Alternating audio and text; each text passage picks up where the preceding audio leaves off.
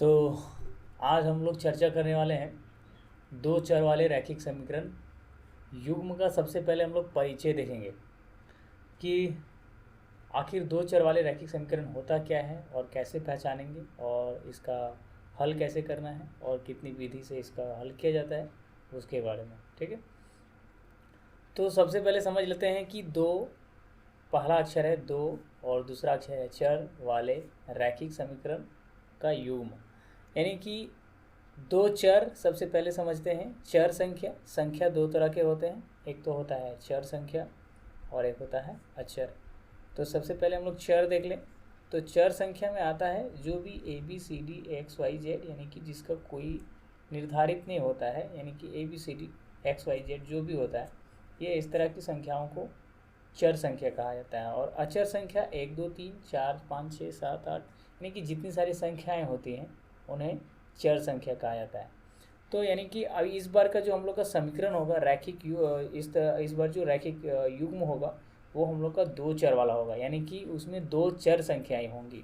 जैसे कि x Y है ना, जैसे एक्स वाई हो सकता है दो चर, या फिर ए बी हो सकता है, या फिर पी क्यू हो सकता है। तो इस तरह की दो चर हो सकता है हम लोग का, अगर दो चर वाले रैखिक समीकरण युग्म पूछ रहा है तो सबसे पहले हम लोग समझते हैं कि आखिर इस युग्म का फॉर्मूला किस तरह से रहेगा, यानी कि कैसे हम लोग रैखिक युग्म कहेंगे। ठीक है, यानी कि दो समीकरण होगा उसमें। सबसे पहले हम लोग देखें तो एक इस तरह का समीकरण होगा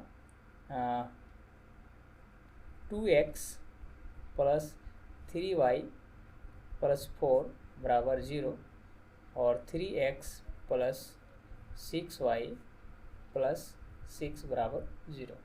तो इस तरह का दो समीकरण होगा और इसी से हम लोग को समझना है कि ये एक रैखिक युग्म है, यानी कि ये इस तरह का एक समीकरण है जो जिसको हल करने पर एक रेखा बनाता है। आप लोग ग्राफ विधि में जब पढ़ेंगे तो ये समीकरण हल हो करके एक रेखा बनाएगा, एक रेखा या जो भी है एक रेखा बनाता है।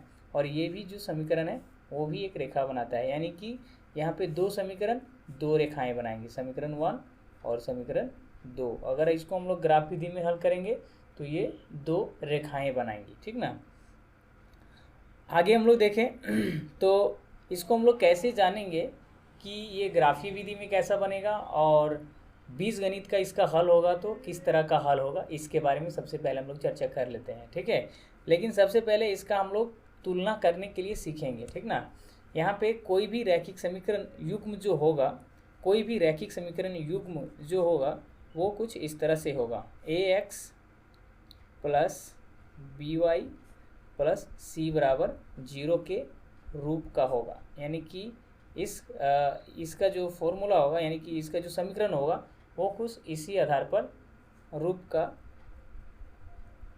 होगा, यानी कि वो इसी तरह से होगा। ठीक ना, तो हम लोग के पास में दो समीकरण होता है तो उसको हम लोग कैसे जानेंगे कि ये जो समीकरण दोनों रेखाएं जो बनाएंगी वो किस तरह की रेखाएं बनाएंगी, सबसे पहले ये जानते हैं। तो इसको अगर हम लोग इन समीकरणों को तुलना करने के लिए हम लोग इस फॉर्मूला का इस्तेमाल करते हैं, यानी कि समीकरण 1 के लिए a1x plus b1y plus c1 बराबर 0। और वैसे ही हम लोग समीकरण 2 के लिए, यानी कि ये समीकरण 1 के लिए है और समीकरण 2 के लिए a2x plus b2y plus c2 बराबर 0। अब अगर इसको हम लोग बट्टा के रूप में तुलना करते हैं, यानी कि बट्टा में रखते हैं, तो अगर हम लोग का फॉर्मूला, यानी कि अगर इनका हल हो करके ये इस तरह का आ जाए, a1 बट्टा a2 बराबर b1 बट्टा b2 बराबर c1 बट्टा c2 आ जाए, तो हम लोग का इसका ग्राफ में कैसा बनेगा। ग्राफ में इसका जो रेखा है वो समपाती बनेगा। ठीक ना, ग्राफ में इसका रेखा समपाती बनता है, यानी कि एक रेखा के ऊपर दूसरी रेखा होती है। और बीजगणित में इसका हल होता है, इसका अपरिमित रूप से अनेक हल होता है, अपरिमित रूप से अनेक हल। इसका हम लोग यहाँ देख रहे हैं कि ग्राफ में कैसा बनेगा, और यहाँ देख रहे हैं बीजगणित में। ठीक है, तो इस तरह का ये सबसे पहला हम लोग को पहचान में आ गया कि अगर हम लोग ये दोनों को, दो समीकरण होता है, अगर हल करने के बाद a1/a2, b1/b2 और c1/c2 सभी बराबर रहेगा तो हम लोग को ये एक संपाती रेखा बनाएगा। ठीक है, अगला दूसरा है कि अगर हम लोग का फॉर्मूला a1/a2 बराबर b1/b2 और बराबर नहीं बराबर यानी कि =नॉट c1/c2 रहे, तब क्या होगा? तब ये जो रेखा है वो एक समांतर रेखा बनाता है। ठीक है, समांतर रेखा अभी बताएंगे कि ये संपाती रेखा क्या होगा और समांतर रेखा क्या होगा। जब हम लोग इसको इस तरह का कोई फॉर्मूला बनता है और इसको अगर हम लोग हल करेंगे तो वो एक ग्राफ में समांतर रेखा बनाता है। ठीक है, तो सबसे पहले हम लोग ये देख लेते हैं समांतर रेखा। अब बीजगणित में इसका हल क्या होगा? इसका कोई हल नहीं होता है। ठीक है, कोई हल नहीं, अगर वो समांतर रेखा है तो कोई हल नहीं होगा। ठीक है, अगला है थर्ड जो है वो सबसे इम्पोर्टेंट है, a1/a2 = नॉट b1/b2, यानी कि इसमें कोई भी बराबर नहीं होगा। तब क्या होगा? तब इसका हम लोग का जो आंसर होगा वो बनेगा प्रतिच्छेदी रेखा। प्रतिच्छेदी रेखा बनाएगा। अब इसका बीजगणित में क्या हल होगा?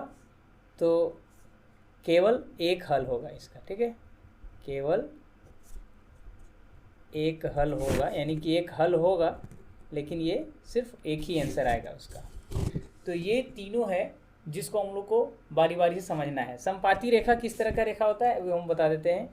यानी कि मान लिया जाए कि ए से बी कोई एक रेखा है, ए से बी यानी कि पहला जो समीकरण है कोई एक रेखा है, तो अगला जो हम लोग का रेखा होगा सी से डी वो इसी पर है, तो हम लोग समझ लेंगे कि ये संपाती रेखा है।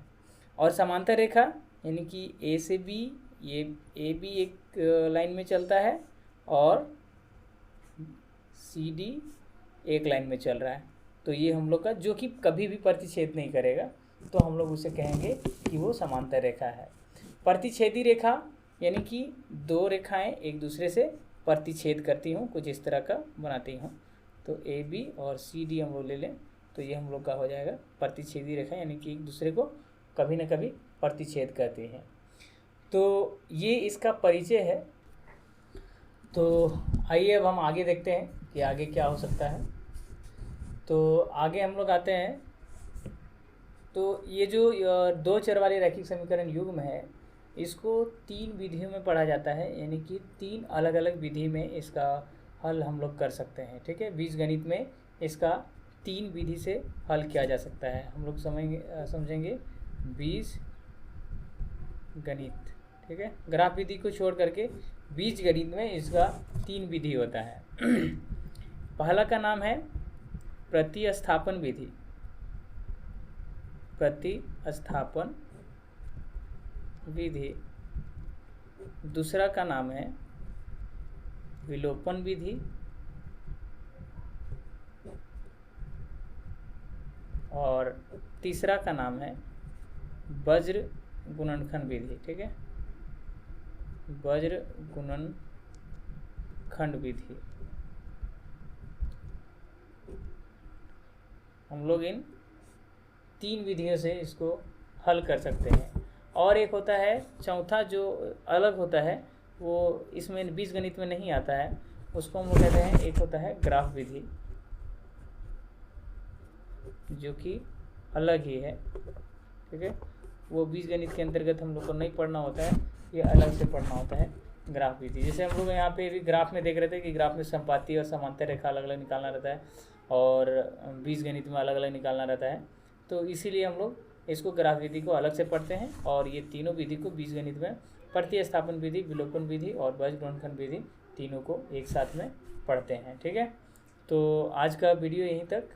आगे हम लोग देखेंगे कि इसको कैसे हम लोग को हर एक विधि को, यानी कि इसको a/b के रूप में कैसे निकालना है, a1/a2 के रूप में कैसे निकालना है, इसके बारे में, और प्रतिस्थापन, विलोपन और बीजगुणनखंड विधि एक ही बार बताएंगे। ठीक है, तो स्टे ट्यून। और एक ज़रूरी बात कि अगर आपको ये वीडियो अच्छा लगता है तो लाइक करें, शेयर करें और कमेंट करें। अगर कोई सवाल है तो मैं चाहूँगा कि हर रोज़ मैं वीडियो बनाऊँ और कुछ ना कुछ डालूँ। तो और